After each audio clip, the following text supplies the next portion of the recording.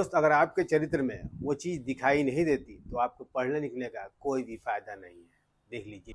वो क्या है ना, जितना आपको खाना खाना हो आप उतना ही लिया करो। देखिए ना, आप ज्यादा लेते हो और फिर प्लेट में छोड़ देते हो।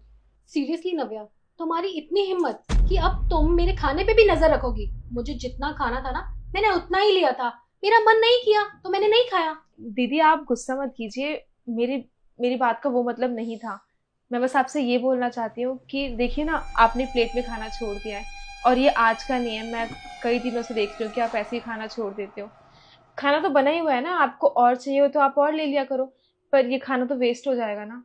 नव्या, अपनी ना लिमिट्स में रहना। और आज के बाद ना भूल मत जाना कि मैं तुमसे बड़ी हूँ। और अगर तुमने मुझे खाने पीने के लिए रोका ना, तो मैं तुम्हें छोड़ूंगी नहीं, समझ आई? अरे क्या हुआ? दोनों की दोनों आपस में क्यों बहस कर रही हो? तुम्हें तो मैं अभी बताती हूँ, रुको तुम। पर मेरी बात। क्या हुआ ईशु? क्यों बहस कर रही थी? मम्मी जी, ये इस घर की ना छोटी बहू है, तो इसको कह दो ये अपने लिमिट्स में रहे। अरे मेरे खाने पीने पे नजर रखती है, अब मैं खाना पीना भी इससे पूछ के खाऊंगी क्या? क्या हुआ नव्या? तुमने ऐसा क्या कह दिया ईशु को जो वो इतना नाराज हो रही है? मम्मी जी, मुझे लगता है कि दीदी ने मेरी बातों को गलत समझ लिया। मेरे कहने का ये मतलब नहीं था कि ये खाना ना खाएं या फिर मैं इन पे रोक टोक लगा रही हूँ। वो तो बस मैं कई दिनों से नोटिस कर रही हूँ कि दीदी प्लेट में खाना छोड़ देती हैं। आपको पता है, बहुत दिनों से देख रही हूँ मैं कि दीदी ना ज़्यादा खाना लेती हैं और प्लेट में ही छोड़ देती हैं। आप खुद सोचिए ना, वो खाना तो वेस्ट ही हो गया ना, उसे हम डस्टबिन में डाल देते हैं और पता नहीं कहाँ कहाँ फेंक देते हैं लोग उसे। और जूठा खाना तो हम गौ माता को भी नहीं दे सकते हैं। और मेरी माँ कहती है कि हमें अन्न का अपमान नहीं करना चाहिए।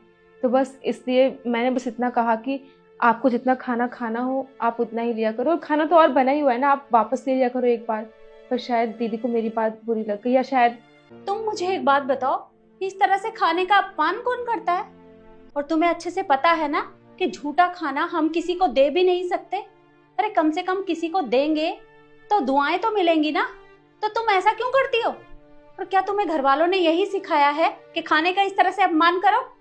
खाने की असली कीमत ना उन मजदूरों से जाकर पूछो जो दिन भर मेहनत करते हैं, तब जाकर उनके घर का चूल्हा जलता है। और असली कीमत खाने की क्या होती है, ये उस किसान से जाकर पूछो जो दिन रात खेत में मेहनत करता है, तब जाकर फसल तैयार होती है और हमारे घरों तक पहुंचती है। पर तुम्हें ये बात कैसे पता चलेगी? तुम तो घर में एसी में रहती हो ना। बाहर क्या हो रहा है तुम्हें कुछ नहीं पता। और मुझे लगता है तुम्हें इससे माफी मांगनी चाहिए। जी मम्मी जी, आप बिल्कुल ठीक कह रही हैं, मुझे माफ कर